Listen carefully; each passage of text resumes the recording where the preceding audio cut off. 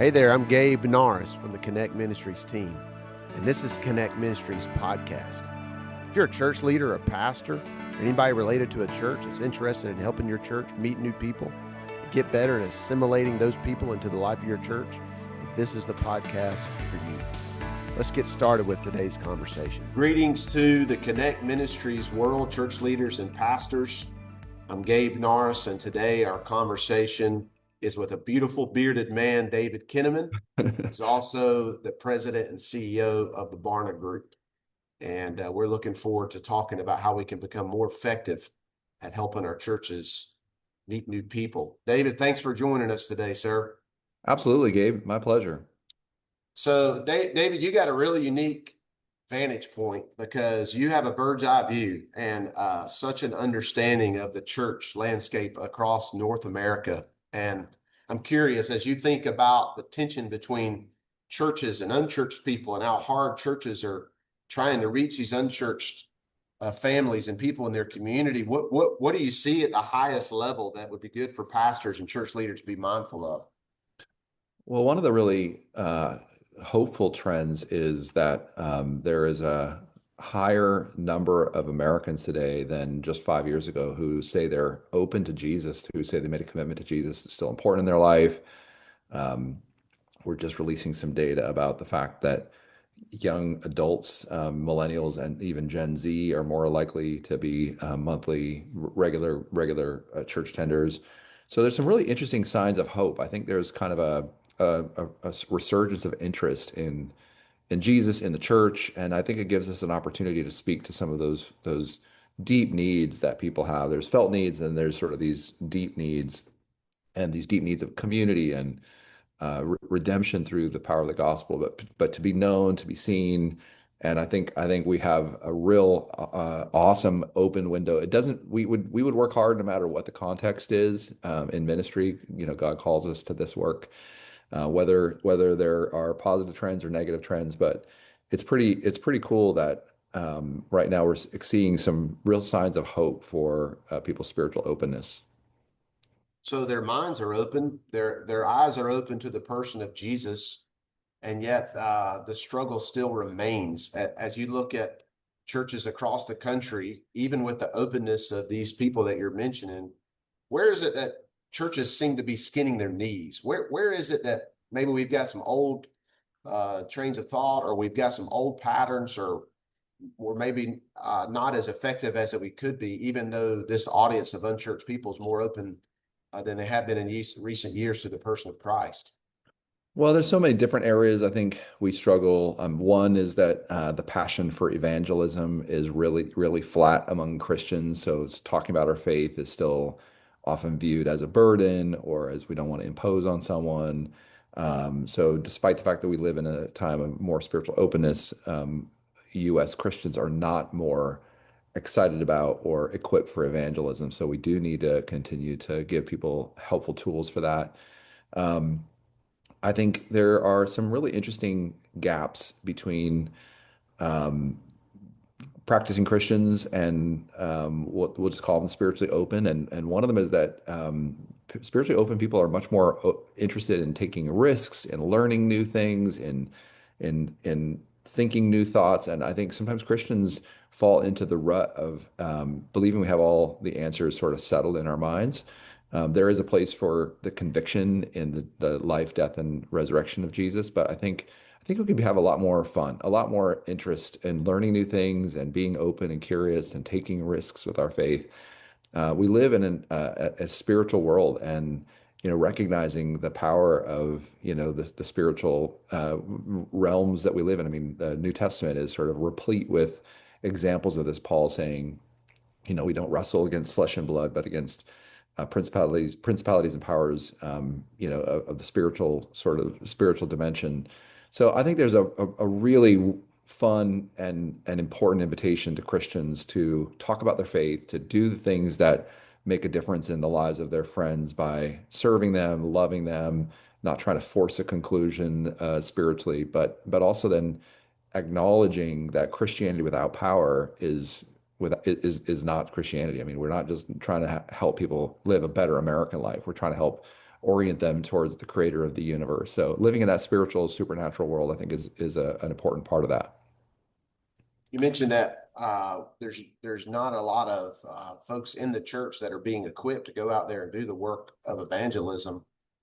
How in the world can we turn a corner? What can we do to, so many pastors feel so much of a weight on their shoulder to take that weight on themselves. How can we create cultures in our church where more people are more trained and more equipped to leave the four walls of the church and actually go be the church in the community? Well, I think it's putting a priority on it. I spent some time with a guy named Kevin Harney, who has done some really great work on trying to help equip churches for some of the stuff, and he did so as a leader of a church in California. And I was on a hike with Kevin, and he was just talking about the ways in which, even at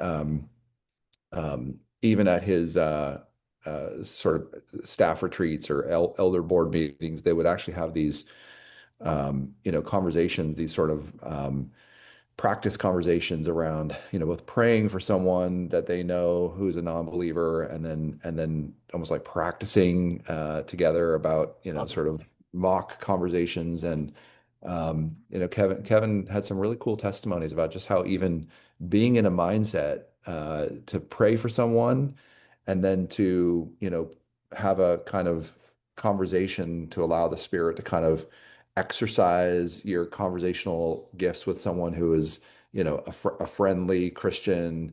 And then Kevin had some really amazing stories about how even um, that kind of preparation, that kind of mindset, that kind of priority had made a real difference.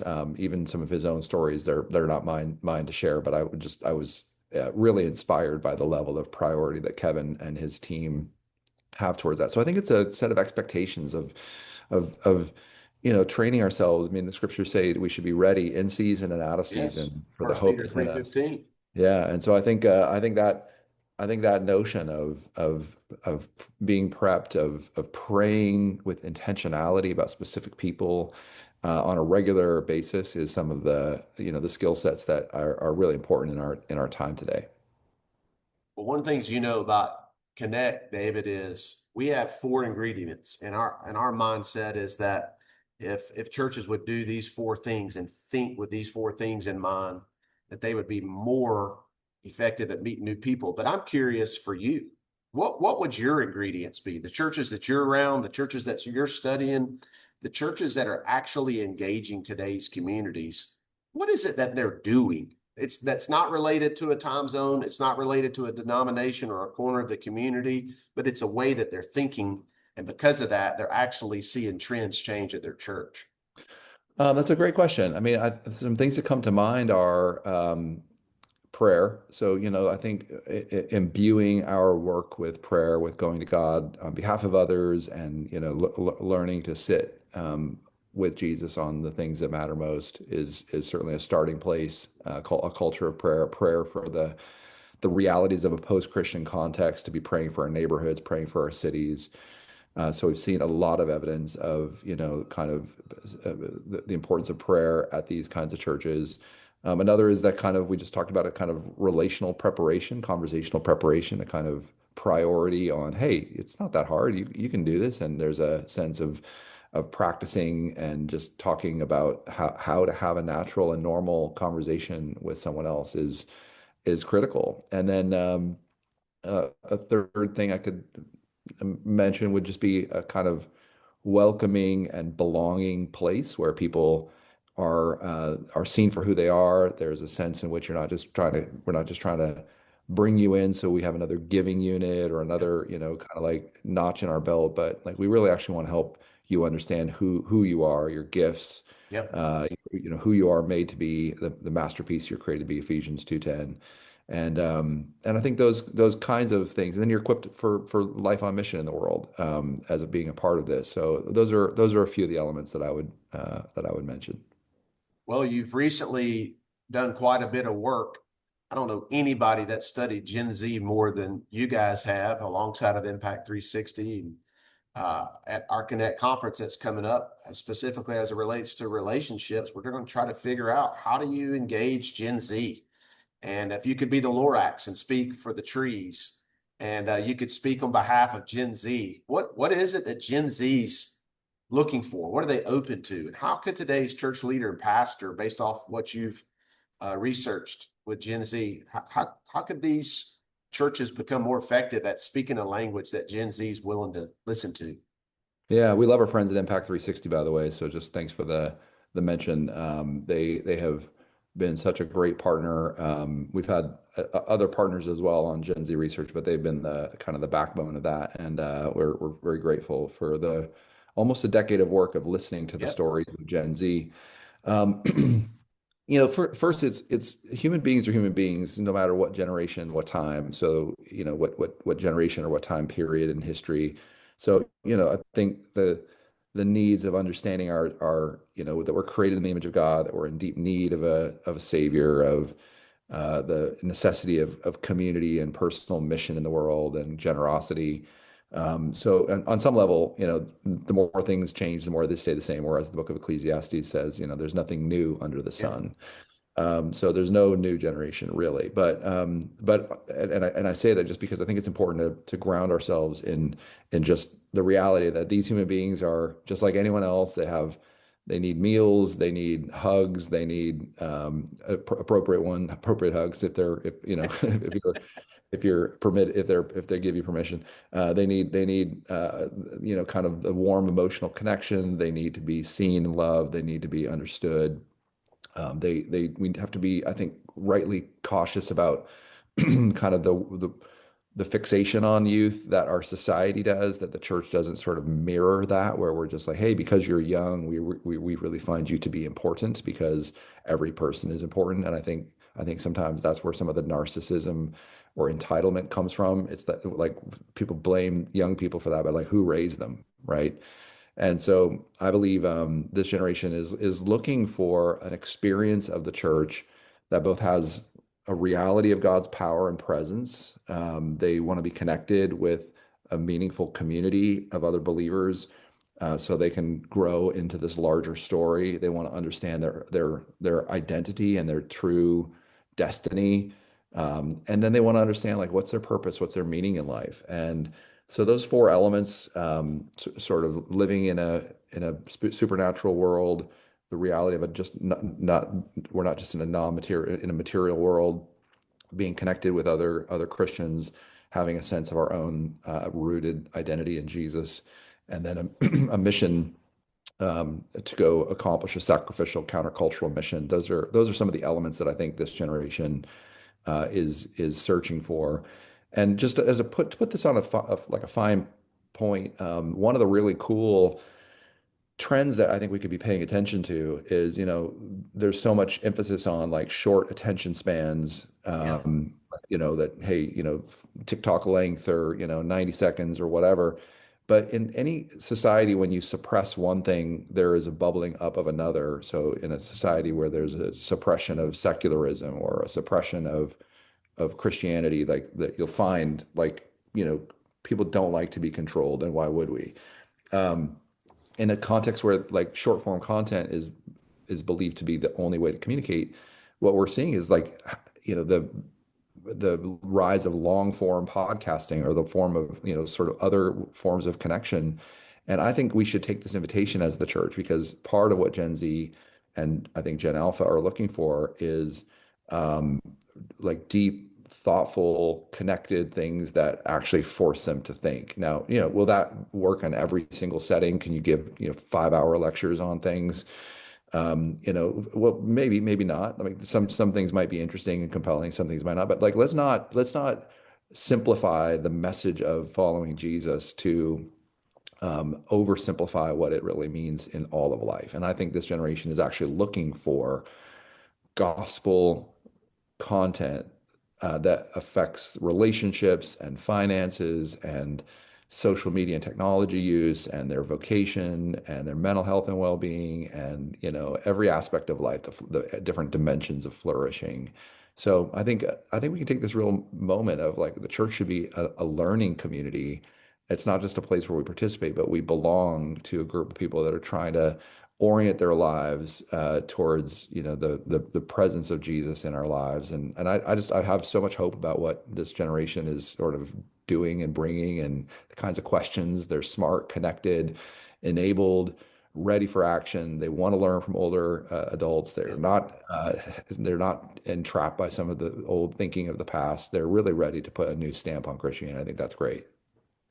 Hey, if you're a church leader or a pastor, you already know that Gen Z lives right in your backyard, and they're open to the person of Jesus. And Connect wants to help you even more effectively know how they think, know what they're listening to, know what they're looking for in a church.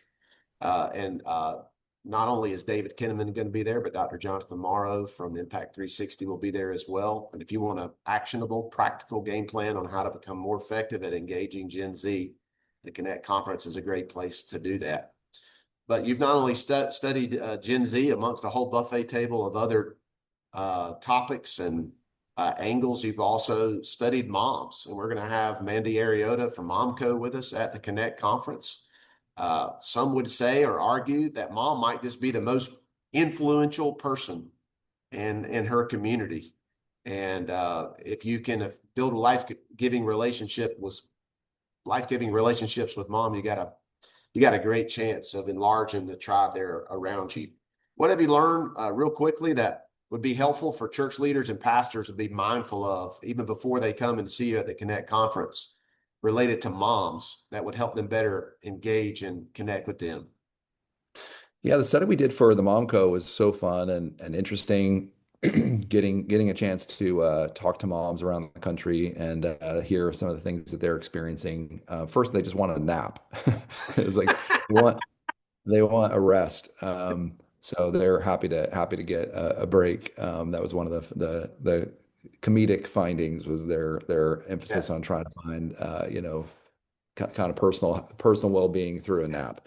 Um, but they're like we're talking about with Gen Z. They're smart, they're connected. They don't need the church in the same ways that previous generations did. They don't come to the church for like life advice on how to be a mom. And they're coming for community. They're not coming for like sixth on the list was the sermons in terms of the reasons they come to church. They want to experience God and they want to experience life-giving community. And so making sure we really understand, and there's a whole trend on younger women, um, more likely than ever before to say they're religiously unaffiliated. There's a lot of questions around whether young millennials and Gen Z want to be moms. So there's a whole set of pressures related to that about how do we redeem and talk about the beauty of being a woman and being a mom and some of the disconnects. There's some pretty big disconnects right now between young women and the church. So we have to pay close attention, I think, to the testimony of the women around us and the things that they need from church. We don't form gospel community around people's preferences. That I think is a wrong thing to do. But to the extent that we miss really important ways, they don't want to be consumers of Christian content. They want to be participants in gospel mission. And I believe the church has an essential role to play in trying to help take these scripts, these social media ideas, or these thoughts that are, banging around in any of our heads, whether we're a young dad or a young mom.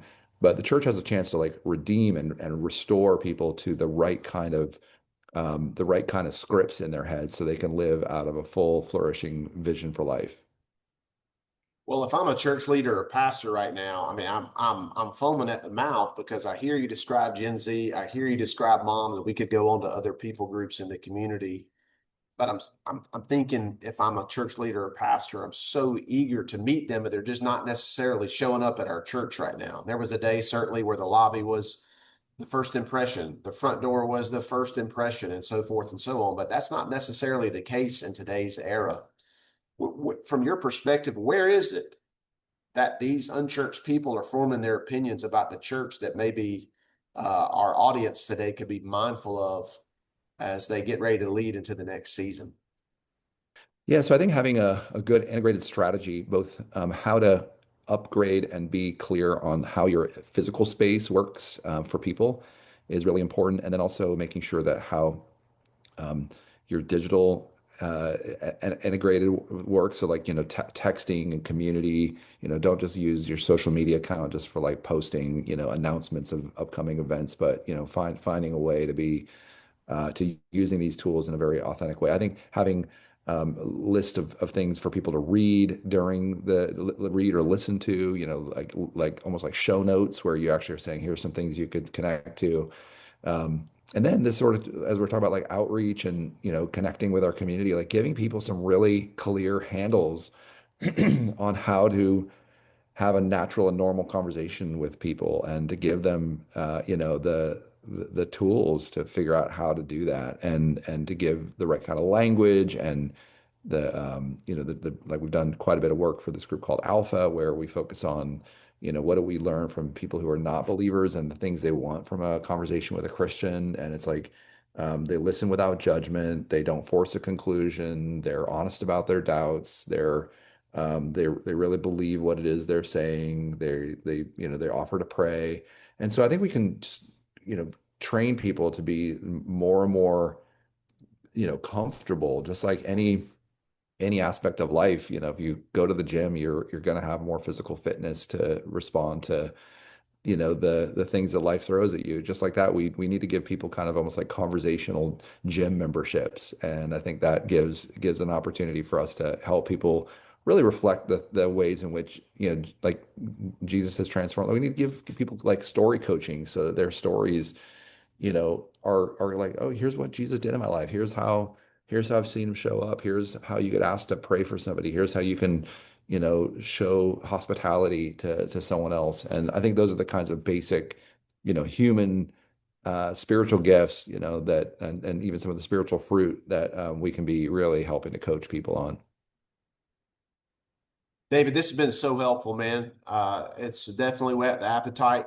We're looking forward to being able to learn more from you. Thanks for the ways that you've leveraged your influence and platform to help us think differently. My heavens, your organization is probably the most quoted organization there in a church gathering during a particular day of the week, and we're really grateful. You've been very helpful to all of us. I'll give you the final word, and I'm curious, why in the world are you coming to the Connect conference, and why should a church leader or pastor be there with us? What's your take on that? Thanks, Gabe. Well, first of all, I'm so honored that you've asked me to participate in some small way, and I'm happy to do that. And I love a chance to inspire people with statistics. I mean, I love to bring up the energy with a lot of data. And so for me, I'll be presenting a little bit about some of the state of the church, the context in which we're working today, some of these like positive spiritual trends that we're tracking, the rise of the commitment among people to Jesus that is stretching into younger generations and young men. So I'll be sharing some data, some perspective, and really just learning alongside you all as we try to figure out how to give people a sense of what God is doing in the world. One of my friends, we were talking about this before we went on the air and we started recording. My friend Craig passed away recently, about a month ago. Craig Springer. And he had this great line. He said, I believe there's spiritual power in stories. And you look at Revelation, it says, we overcome by the blood of the Lamb and the word of our testimony. And so I am so honored to be a part of Connect so that we can both share our stories and help equip people to unlock the spiritual power of their own story. What God has done in their lives is a witness to the world of what he can do for others. David, you're doing an amazing job of telling your own story, sir. And thank you for the gifts that you give us and in each season. And we're grateful. And we're looking forward to seeing you at the Connect conference. Hey, if you're a church leader or pastor and you just feel like you're struggling, you feel like you're eager to become more effective at meeting new people and you just don't know how to do it, and you want to come together for 2 or 3 days and leave with an actionable game plan that can be personalized to your community, the Connect Conference is a place to do that. We look forward to seeing you, David, and we look forward to gathering together with church leaders and pastors real soon to help your church meet new people. Have a great day.